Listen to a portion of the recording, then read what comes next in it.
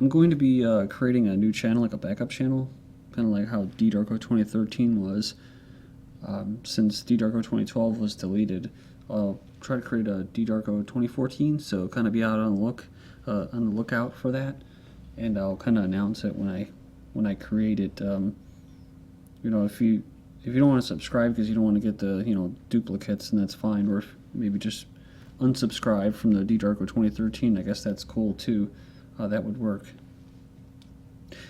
I'm going to talk about Syria mostly in this video. So a lot of stuff has been shifting again towards the Syrian government's favor, and apparently against the globalists. So now that they're done with Ukraine, they've captured that territory. They're moving back to Syria, which is not all that surprising, especially we head towards a different timeline, such as removing the chemical weapons. This year, mid-year, the elections. Assad's looking to run again. The middle of this year, coming up really soon. They're making a lot of progress against the Western-backed terrorists, and also, that includes Saudi Arabia and Qatar, but they're having their own infights, Qatar and Saudi Arabia. And of course Africa too, that's what I mentioned before. Now, Africa is possibly going to be back in the picture. Battles between the Syrian army and militant groups have raged in Syria's northwestern coastal province of Latakia on the Syrian-Turkish border as the army launched a wide-scale offensive to capture the Kasab border crossing. They inflicted heavy losses upon the groups. And this is Turkey-Syrian border. Lebanon's also, that was something, again, that was going to come back into the picture. So you can see these different fronts opening up. Turkey to the east, and Lebanon to the west. Syria troops recapture a medieval castle near Homs, so it's kind of a big deal for them. They're backed by the Lebanese resistance group Hezbollah. It depends on who you ask. According to the EU and the US, they're terrorists.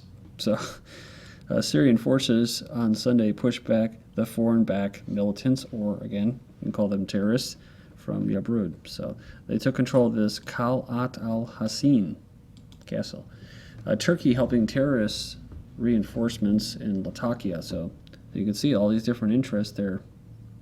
Turkey's getting involved now. Turkish authorities assisted convoys of armed terrorists crossing the border into Syria to reinforce their terrorists in the areas of engagements, while warplanes are striking buildings surrounding the city, which armed terrorists infiltrated and are now trapped in. So the noose is tightening for them.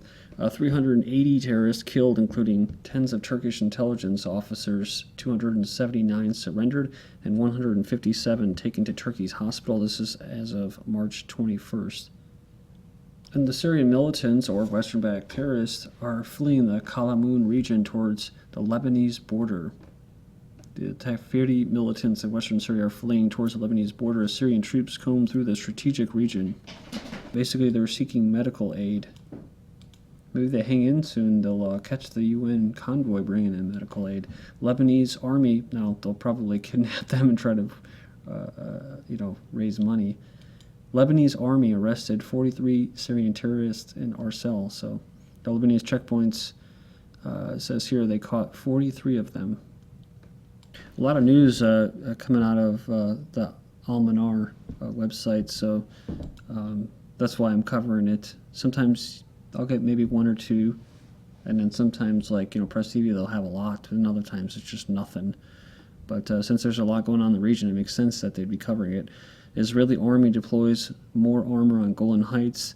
After the military escalation which the occupied Golan witnessed, it was monitored that the Israeli army moved around 30 armored vehicles from this Nakhel in Sheba farms into the heights in the area of Wadi al-Assal. So it's worth noting that the vehicles belong to the Israeli elite brigade Golani.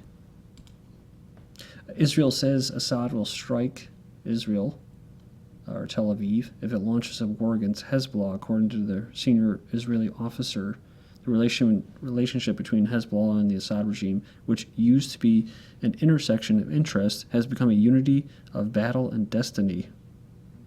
It says here that they changed the rules of engagement in a way that strikes targets in Lebanon without responses, yet it ended up attempting to protect its soldiers along its borders. Hezbollah intervention in Syria's war made Assad be ready to provide Hezbollah with all the game-changing weapons and to enter the battlefield to support the party. So they basically went on and said that the Syrian army will strike Tel Aviv with heavy weapons in case Israel launches a war against Hezbollah. Also, it says here that Israeli estimations indicate that Hezbollah and the Syrian army are behind the explosions that targeted the Israeli military patrols on the Golan Heights. This was an article that I never got to, but it goes on and says the Zionist army is worried about the military experience which Hezbollah fighters gained from the Syrian war. Also, Syria complains, or makes a complaint to the UN over Saudi support to the militants. And they've done this plenty of times before, but it's completely ignored. And fighting in Beirut, Lebanon, Syrian rivals are squaring off. So they're basically, the militants, rebels, terrorists, they're all just basically infighting really, really bad right now. So when their backs are against the wall, they fight each other. So sectarian violence has not traditionally been a huge problem for Lebanon. They've organized its political system around a careful power-sharing agreement among Sunnis, Shiites, and Christians. It says Syria's changed everything. Remember, we were just talking about Lebanon catching 43 of these terrorists, too. It says that the army's ability to tamp down fighting is very much in doubt as they've struggled to handle similar violence in places like Tripoli, where the new sectarian street battle erupts seemingly several times a month. Then Al-Qaeda, their veteran leader, appears in al-Nusra Front video. He's actually criticizing his rival. So you already know that the al-Nusra Front is al-Qaeda's official branch inside Syria. So he accused the al-Nusra Front official of lying and slander. He also called for Allah to curse the lying party in the dispute. And Russia says that the chemical weapons in Syria to be gone by the middle of 2014. They're satisfied with the progress of removing the chemical weapons. Says, I'm glad with the operation that it's proceeding smoothly. We believe that the timeline will be observed and everything will be removed from Syria by the middle of this year. So this is the type of stuff that happens, right? Because they don't really want that, even though the, quote, international community in the West wanted to remove the chemical weapons from the country. Their mercenaries were attacking these chemical weapons. Syria, of course, those are the same people, these groups that were actually using chemical weapons against civilians, but it doesn't really matter. Syria's chemical weapons store attacked by rockets, and this was March 18th, so not too long ago. 5 rockets were fired at the main transit point for Syria's chemical weapons this month. Yeah. So one landed near where experts are overseeing the destruction of the toxic stockpiles. See, there you go. Syrians tune up for elections. Assad deemed likely to run. He's also deemed likely to win. But Brahimi, again, this is another Western stooge, so for economic interest. Return to Syria talks out of question for the time being. So international envoy to Syria, Brahimi, ruled out a resumption of peace talks in Geneva between Damascus and the foreign-backed opposition. He says the criteria have not been met. What's the criteria? The terrorists haven't won. He's willing to, sacrifice 140,000 Syrian people and displace millions in order to get what he wants. So, yeah, they were going to have other peace talks, and this has happened before. Basically, the opposition, the terrorists think that they're fighting for, say that they want Assad to step down. So they won't have talks until they step down. So they'll try to prevent the elections from taking place. They actually said here, representatives of the opposition say that any election held while the nation's civil war was still raging would be a sham, especially if Assad was on the ballot. So there you go. Talking about skirmishes and dragging into Lebanon, it has, but recently, and in Turkey because the terrorists are now being flushed out. First UN aid convoy enters Syria via Turkey. So there's been UN workers there before, but like I said, they've been abducted. They've actually been murdered by these rebels, the opposition. And Mr. Brahimi and all of his humanitarians don't actually talk about that. They just blame it on the government in Syria, just like the chemical weapons attacks. First convoy carrying desperately needed aid supplies via Turkey crosses border into Syria since the start of the invasion of these mercenaries that they call civil war. Al-Qaeda leader targeting UN workers. This is actually from last year. But the point is what? Just to show you, this is what they have. This is what they do. They're going to target the UN workers. So that UN convoy, aid convoy, better be careful, right? Because they'll try to prevent that too, just like the elections, just like the destruction of the chemical weapons. This is from the 22nd. War in Syria is set to intensify. Says here that the Western media cries, "We must save Syria's suffering children." Indeed so. Among Syria's 9 million internal and external refugees, almost 500,000 of them are children. So he goes into, all the different things, including the Lebanon civil war.